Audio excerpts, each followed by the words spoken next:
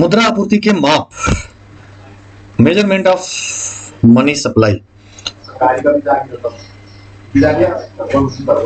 आराम से समझेंगे, कई अर्थशास्त्रियों ने इसको अपने तरीके से मापने के तरीके बताए हैं और उसको हम सबको एक एक करके बहुत अच्छे से आराम से समझेंगे। एक बार यदि ध्यान से इस वीडियो को देख लेंगे आप, तो आपको फिर मुद्रा मेजरमेंट, सप्लाई ऑफ मनी के मेजरमेंट के संबंध में आपको दिक्कत नहीं होगी कभी भी।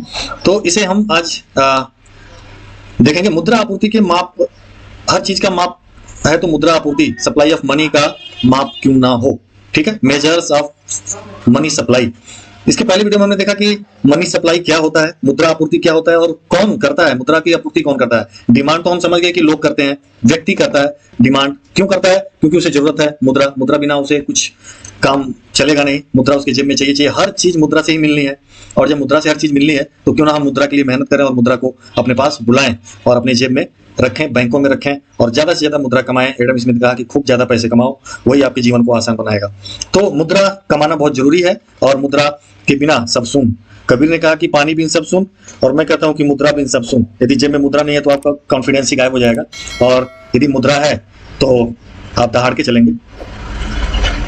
मुद्रा आपूर्ति का मेजरमेंट के अनेक कॉन्सेप्ट दिए गए। शुरू से शुरू करते हैं। पहला कॉन्सेप्ट, परंपरावादी दृष्टिकोण। जो पहले के जो अर्थशास्त्री थे, पुराने अर्थशास्त्री, शुरू के अर्थशास्त्री, कन्वेंशनल अप्रोच कहते हैं, उन लोगों ने क्या अप्रोच दिया? उन लोगों ने अप्रोच दिया कि मुद्रा यानी कि मुद्रा की आपूर्ति की माप कैसे करेंगे। उन्होंने क्या कह रहे, सीधी सी बात है, व्यक्ति, जो लोग, इतने सारे लोग हैं, कौन लोग हैं जो लोग अपने जेब में लेके चलते हैं, इनको कहते हैं करेंसी विद पब्लिक, यानी कि public prefer public, cipher currency, currency with public, यानी कि पब्लिक के पास जो पैसा है उसके जेब में है, घर में तिजोरी में है, जेब में है, नोट सिक्के हैं, पैसा रखा हुआ है ना, अपने तिजोरी में नोट की गड्डी रखी हुई है, उसको जोड़ लो, उसको जोड़ लो। और प्लस और कहाँ रखेगा पैसा? तो बैंक में रखेगा, बैंक में रखेगा। इसको जोड़ लो, बैंक में, बैंक जमा के रूप में, डिमांड डिपॉजिट के रूप में रखेगा। इनको जोड़ लो और आपको मुद्रा आपूर्ति की माप हो जाएगी, मुद्रा आपूर्ति की पता चल जाएगा कितनी मुद्रा है। तो ये चीज उन्होंने सुझाया। तो इसको यहाँ पे लिख के भी हमने दिखाया है, थोड़ा इसको पढ़ लेते हैं। ये कहते हैं कि मुद्रा आपूर्ति का मतलब है कि मुद्रा के सभी रूपों, सिक्के, नोट का कुल योग कर लीजिए, जो नोट सिक्के अभी हमने बताया, जो किसी एक समय पे जनता के पास है, ठीक है, जनता के पास है, और इसकी आपूर्ति का गठन करता है। यानी कि दूसरा तरीका यह कि जो मुद्रा प्राधिकरण, जैसे देश में आरबीआई और गवर्नमेंट, ये मिलकर के जो मुद्रा आपूर्ति करते हैं, क्या करते हैं, तो नोट छापते हैं और बैंक जमा क्रिएशन करते हैं, बैंकों को देते हैं, कमर्शियल बैंकों को। तो इन दोनों को जोड़ लो भाई, और ये दोनों मिलकर के जो मुद्रा की टोटल आएगी, 2 लाख करोड़, 4 लाख करोड़, कितना है उसको जोड़ लो और वो मुद्रा की पूर्ति हो जाएगी, माप हो जाएगा उसका। तो इस तरह से कहते हैं कि मुद्रा आपूर्ति का अर्थ देश की आर्थिक गतिविधि के संबंध में उपयोग के लिए समुदाय के पास उपलब्ध मुद्रा विनिमय के लिए कुल मात्रा। और मोटे तौर पे कहें तो देश में मुद्रा आपूर्ति 2 मुख्य तत्वों से बनी होती है, यानी कि जनता के पास मुद्रा क्या है और जनता के पास जमा धन क्या है, यानी कि वो जमा कहां कहां किया है, ठीक है। तो उन सबको जोड़ लेंगे तो ये हो जाएगा money supply, total money supply. हम माफ कर रहे हैं तो हमें पता करना है कि कितनी मात्रा में सप्लाई। एक तो हमने पिछले वीडियो में पढ़ा मनी सप्लाई कौन करता है, कैसे होता है, और यहां हम कर रहे हैं कि माप, उसको मापना है, मनी सप्लाई कितनी है, कैसे हम पता करें कि हमारी अर्थव्यवस्था में कितनी मुद्रा घूम रही है। हर व्यक्ति के पास 2000, 1000 का नोट है, 500 का नोट है, 10, 20, छोटे से इकाई से लेकर बड़ी इकाई में मुद्रा है, बैंकों में मुद्रा रखी हुई है। तो कितनी है भाई, पूरी अर्थव्यवस्था में कितनी मुद्रा है, इसको हम कैसे टोटल करें। तो इसका यहाँ पे वो हम समझने की कोशिश कर रहे हैं। तो पहला हमने पढ़ लिया कि परंपरावादी दृष्टिकोण क्या कहता है।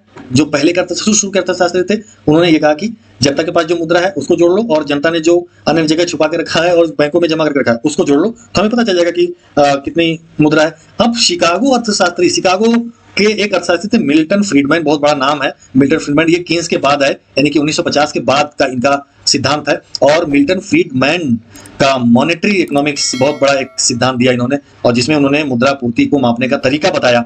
और इन्होंने कहा कि जो लोग जेब में अपने मुद्रा लेके घूम रहे हैं और जो बैंक में जमा रखे हैं, जेब में तो लेके घूम ही रहे हैं और बैंकों में भी रखे हुए हैं, और प्लस सावधि बैंक जमा, टाइम डिपॉजिट, इन्होंने कहा कि इसको भी आप ध्यान में रख लीजिए। टाइम डिपॉजिट, ये तो हमने अभी देखा, मांग जमा और जो जेब में लेकर के घूम रहे हैं लोग, इसको करेंसी विद पब्लिक कहा। करेंसी विद पब्लिक को जोड़ लीजिए, और डिमांड डिपॉजिट, यानी कि जो सेविंग अकाउंट के रूप में रखे हैं लोग, बैंकों में, और एक टाइम डिपॉजिट लोग उधार देते हैं या बैंकों में रखते हैं, टाइम डिपॉजिट 5 साल 10 साल 20 साल के लिए छोड़ देते हैं, तो इसको उन्होंने कहा टाइम डिपॉजिट, साबित फिक्स डिपॉजिट कह सकते हो इसको, फिक्स डिपॉजिट के रूप में करते हैं। इन तीन को जोड़ लो, तीनों में एक नई चीज लाई, फिक्स डिपॉजिट को भी जोड़िए, क्योंकि लोग 10 साल 20 साल के लिए कहीं रख देते हैं पैसा या उधार देते हैं, तो उसको भी जोड़ लीजिए। तो शॉर्ट में इन्होंने कहा कि currency with public, CP currency with public, और डीडी यानी कि डिमांड डिपॉजिट और टाइम डिपॉजिट, ठीक है। इन तीनों को जोड़ लें तो मिल्टन फ्रीडमैन के अनुसार हम टोटल मनी सप्लाई को प्राप्त कर सकते हैं कि अर्थव्यवस्था में कितना मुद्रा घूम रहा है। यही हमें ढूंढने का मेन हमारा मकसद यही है। नेक्स्ट दृष्टिकोण गुरले शाह ने कहा, शाह में ये चांद छूट गया, शाह ऐसे, गुरले शाह ऐसा है, गुरले शाह ऐसे लिखते हैं, गुरले शाह, ठीक है, इंग्लिश में सही लिखा हुआ है, गुरले शाह। इन्होंने एक किताब लिखी money in A theory of finance, money in A theory of finance किताब लिखा गुरले शाह ने, और इसमें उन्होंने ये कहा कि जो भी मुद्रा से प्रतिस्थापित हो सकता है वो सारा मुद्रा में काउंट करना पड़ेगा, क्योंकि लोग बहुत चालाक हैं, लोग केवल नगद रूप में ही मुद्रा नहीं रख रहे हैं, जिसे हम करेंसी विद पब्लिक कह रहे हैं, या डिमांड के रूप में ही केवल नहीं रख रहे, डिमांड डिपॉजिट कर रहे हैं जो बैंक में रख रहे हैं, या टाइम डिपॉजिट के रूप में ही केवल नहीं रख रहे हैं, लोग सेविंग अकाउंट में भी रखते हैं और प्लस अनेक जगह पे इन्वेस्टमेंट करते हैं, जैसे लैंड खरीद लिया, ठीक है, घर खरीद लिया, हाउस खरीद लिया, कोई बॉन्ड खरीद लिया, ठीक है। तो ये सारी चीजों में भी मुद्रा को जोड़ना पड़ेगा, क्योंकि लोग पैसा जब ज्यादा होता है तो अमीर लोग क्या करते हैं, जमीन खरीदते हैं, प्लॉट खरीद लेंगे, 2 करोड़ का प्लॉट ले लिया और जेब में लेके घूम रहे हैं 1 लाख रुपया, तो हम केवल इसको जोड़ेंगे, करेंसी विद पब्लिक में ये आ जाएगा 1 लाख रुपया, ये 2 करोड़ तो गया काम से। तो उन्होंने कहा कि ना हम सबको जोड़ेंगे, जो भी निकट प्रतिस्थापन क्लोज सब्स्टिट्यूट है मनी के, यानी कि तुरंत वो बेच करके मुद्रा प्राप्त कर सकता है, यानी कि गाड़ी रखा है, 50 लाख की गाड़ी रखा है, BMW या फरारी, करोड़ों की गाड़ी आती है, 2-2 करोड़ 5-5 करोड़ की गाड़ी आ रही है, तो वो तुरंत बेच करके क्या कर सकता है, मनी में कन्वर्ट कर सकता है, और हम इसको जोड़ ही नहीं रहे। तो उसने कहा कि निकट प्रतिस्थापन यानी कि जिसको भी तुरंत मनी में बदला जा सकता है उसको भी जोड़ के चलिए, तब हम पता कर पाएंगे कि कितना मनी है अर्थव्यवस्था में सर्कुलेशन में। इसलिए यहाँ पे share plus bond plus dot dot dot सब जोड़ लो। तो इनका जो मनी का कंसेप्ट था इतना ज्यादा ब्रॉड था कि वो थोड़ा सा अप्रासंगिक हो गया और उसको जोड़ना मुश्किल हो गया, मतलब प्रैक्टिकली उसको जोड़ना बहुत ही टफ हो गया। तो इसलिए गुरले शाह का दृष्टिकोण बहुत ही ब्रॉड माना जाता है, ठीक है। तो इन्होंने ये कहा कि जो भी मुद्रा के निकट प्रतिस्थापन है उसको हम चेक है उसको भी जोड़िए। कोई व्यक्ति चेक के रूप में रखा, ठीक, मनी रखा है और चेक के रूप में रखा, किसी के द्वारा उसको चेक मिला हुआ है, मान लो उसको कहीं से चेक मिला हुआ है, 2 करोड़ का चेक है या 10 लाख का चेक है, ठीक है, तो चेक के रूप में रखा हुआ है, तो उस चेक को भी चेक के रूप में उसको भी जोड़िए, उसमें मनी सप्लाई में उसको भी जोड़िए। तो ये सारी चीजों को उन्होंने जोड़ा, यानी कि कुल मिलाकर गुरले शाह का दृष्टिकोण था कि मुद्रा के निकट प्रतिस्थापन जो भी वस्तुएं हैं जिसको मुद्रा के रूप में तुरंत बदला जा सकता है उन सबको हम मनी सप्लाई में जोड़ के चलें, तभी हम money supply, total money supply को ज्ञात कर पाएंगे। अब आरबीआई का दृष्टिकोण क्या है? आरबीआई ने एक दृष्टिकोण अपना बनाया कि भैया हम तो ऐसे जोड़ेंगे, आप ऐसा करो कि हम मुद्रा पूर्ति का पता लगाते हैं कि अर्थव्यवस्था में कितनी मुद्रा पूर्ति है। तो उसने 4 कंपोनेंट विकसित किया। एक उसने विकसित किया M1 तरीके में। उसने ये कहा कि M1 में हम जोड़ते हैं कि CP करेंसी विद पब्लिक, अभी हम पढ़ते आ रहे हैं, करेंसी विद पब्लिक प्लस कर देंगे डिमांड डिपॉजिट। डिमांड डिपॉजिट में हम शामिल करेंगे कि सेविंग अकाउंट में कितना पैसा है उस व्यक्ति का और करंट अकाउंट में कितना पैसा है उस व्यक्ति का, उन दोनों को जोड़ लेंगे यहाँ पे, और इन दोनों को तो जोड़ ही लेंगे। तो इन तीनों को जोड़ करके जो मिलेगा उसको उसने नाम दिया M1, ठीक है। फिर उसने एक दूसरा तरीका M2 डेवलप किया। उसने कहा कि M1 तो हो गया, M1 में ये सारी चीजें आ गई, M1 जोड़ेंगे और प्लस इसमें और जोड़ेंगे क्योंकि लोग पैसे कुछ पोस्ट ऑफिस में रखते हैं, post office is not commercial bank, तो पोस्ट ऑफिस में सेविंग डिपॉजिट कितना रखा उन्होंने, M1 में इसको भी जोड़ लो तब पता चलेगा कि कितना मुद्रा है। फिर उसने कहा कि M1 में एक और तरीका कि टाइम डिपॉजिट जोड़ लीजिए, उसको M3 नाम दिया कि M1 तो है, इसमें 3 चीजें जुड़ी हुई हैं और इसमें टाइम जोड़ लीजिए, इसको फिक्स्ड डिपॉजिट भी कहते हैं, इसको जोड़ लें तो एक हमें M3 मुद्रा मिल जाएगा। ज्यादातर आरबीआई ने M3 मुद्रा मापन का तरीका अपनाया। M4 ज्यादा सटीक मेजरमेंट है। उन्होंने कहा कि M3 को तो जोड़ लो, M3 में सारी चीजें आ गई, टाइम डिपॉजिट, डिमांड डिपॉजिट आ गया, ठीक है। और इसके अलावा उन्होंने all deposit in post office, post office में गवर्नमेंट बहुत सारी जमाएं करवाती है लोगों से, तो उन्होंने कहा कि all deposit in post office, डाक खाने में जो भी डिपॉजिट्स हैं उन सबको जमा कर लो तो M4 मिल जाएगा। यानी कि सही मनी सप्लाई का जानकारी M4 से हम प्राप्त कर सकते हैं कि मुद्रा पूर्ति कितनी है। तो अलग अलग तरीके से आरबीआई ने डेवलप किया, अलग अलग तरीके का मुद्रा पूर्ति का अनुमान लगाने के लिए, उसको मापने के लिए, तो जिसमें M1, M2, M3, M4 तरीका बताया उसने, और ये बहुत ही सही तरीका माना जाता है और भारतीय रिजर्व बैंक ने जो तरीका अपनाया। नेक्स्ट है एक बहुत ही बढ़िया और बहुत ही अच्छा मुद्रा आपूर्ति मेजरमेंट का तरीका बताया इरविन फिशर ने। इनका थोड़ा बहुत ही टेक्निकल है, और दूसरी चीजें है कि बहुत ही फेमस हुआ इनका तरीका मुद्रा मेजरमेंट का, और मुद्रा की मांग, मुद्रा परिमाण का सिद्धांत दिया उन्होंने, quantitative theory of money develop किया, और उन्होंने बहुत इंटरेस्टिंग तरीके से मुद्रा सप्लाई को बताया। मुद्रा सप्लाई में उन्होंने शामिल किया एक तो MV, M फॉर मनी आपूर्ति, मनी सप्लाई हो गया, और V फॉर है velocity of money. Velocity of money मतलब चलन गति, मुद्रा की चलन गति क्या है, इसको थोड़ा समझ लेते हैं, ठीक है, तब आगे समझ में आ जाएगा पूरी बात। मुद्रा की चलन गति क्या है उसको जानना पड़ेगा, तब हम असली मुद्रा सप्लाई को प्राप्त कर पाएंगे। बहुत इंटरेस्टिंग, बहुत मजेदार इन्होंने अपनी व्याख्या दिया, इसको सुनिए ध्यान से तो आपको इतना इंटरेस्ट आएगा। इन्होंने कहा कि वेलोसिटी यदि हम नहीं काउंट करेंगे तो मनी सप्लाई का हम अनुमान ही नहीं लगा पाएंगे, और सबसे बड़ी गलती ये हो रही है कि हम वेलोसिटी को इग्नोर कर रहे हैं। वेलोसिटी को इग्नोर कर रहे हैं तो मनी सप्लाई कहां से हम सही मनी सप्लाई ज्ञात कर पाएंगे। वेलोसिटी में उन्होंने कहा कि यदि उदाहरण के स्वरूप में मान लो 100 रुपए का नोट है, 100 रुपए का नोट लेकर एक व्यक्ति मार्केट में जाता है और वह इससे मोबाइल रिचार्ज करा लेता है, सपोज दैट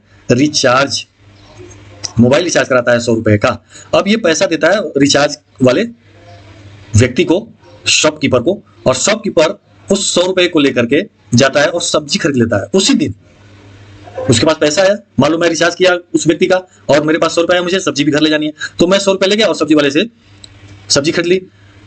तो सब्जी वाले ने, वेजिटेबल वाले ने हमें वेजिटेबल, अब ये 100 रुपया नोट किसके पास पहुंच गया, वेजिटेबल के पास उसी दिन।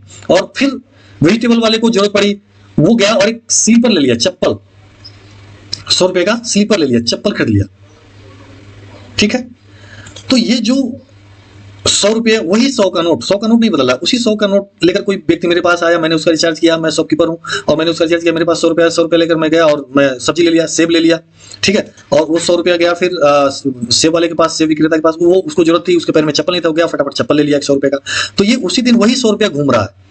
तो ये 100 रुपया 300 रुपये का काम किया, क्योंकि मैं अकेले यदि जाता इन तीनों के पास, मुझे 300 रुपये चाहिए होगा। यदि मुझे 100 रुपये का रिचार्ज भी कराना होता, 100 रुपये का सेब भी लेना होता एक व्यक्ति को, और 100 रुपये का चप्पल भी लेना होता, तो वह उसी 100 रुपये को दे करके नहीं कर पाता, क्योंकि यहां दे देता फिर उसके पास बचता क्या, फिर उसके पास 200 बचता, फिर यहाँ दे देता फिर उसके पास कुछ नहीं बचता। सॉरी, यदि 100 रुपये दे दिया यहाँ पे तो वह नोट तो गया यहाँ पे, इसको देने के ये तो खरीद नहीं पाता। लेकिन यदि वो मुद्रा जर्नी किया, यात्रा किया उस 100 रुपये के नोट ने, वो जो 100 रुपये का नोट था वो यहां भी काम आया, फिर वही इसके हाथ से यहां गया और इसके हाथ से यहां गया, यानी कि ये टोटल 300 रुपए का काम किया। तो ये जो 100 रुपए, यदि हम इसी को मनी सप्लाई, यदि हम मान लें कि अर्थव्यवस्था है इसमें एक ही 100 रुपए का नोट था, तो यह हम कहेंगे कि मनी सप्लाई कितनी है, तो 100 रुपया है। नहीं, 100 रुपया नहीं है मनी सप्लाई चूंकि ये 3 बार काम किया, 3 जगहों पे वही 100 रुपए का नोट का रिचार्ज वाला, क्योंकि अलग अलग व्यक्तियों के हाथों में गया, इसलिए कोई दिक्कत नहीं हुई और यह काम कर दिया 300 रुपए का। तो मनी सप्लाई कितनी हो गई, 300 रुपए का, न कि 100 रुपए का, ठीक है। इसको उन्होंने कहा वेलोसिटी ऑफ मनी। वेलोसिटी को मेजर करना पड़ेगा, क्योंकि हर दिन भर में नोट कई हाथों में होकर गुजर रहा है, तो वह केवल 100 रुपए का काम नहीं कर रहा है एक नोट, वह जितने बार काम करेगा, यदि उस व्यक्ति के पास मुद्रा गया, हमें तो नहीं पता है वो व्यक्ति उस नोट का क्या किया, लेकिन उस नोट को लेकर के गया और सेव कर लिया और या कोई और काम कर लिया, और फिर वो व्यक्ति कोई और काम किया, तो ये चलन में कई बार आ गया, इसलिए चलन गति भी हम उसमें गुणा कर देंगे। मनी सप्लाई कितना था, 100 रुपया, और वो 3 बार सर्कुलेशन में आया। 100 रुपए का नोट कितनी बार आया, 3 बार का रिचार्ज के लिए काम किया, और सेव के लिए, और फिर स्लीपर के लिए, चप्पल के लिए, तो ये 3 बार काम किया, इसलिए मनी सप्लाई का टोटल कितना हो गया, 300 रुपए, ठीक है।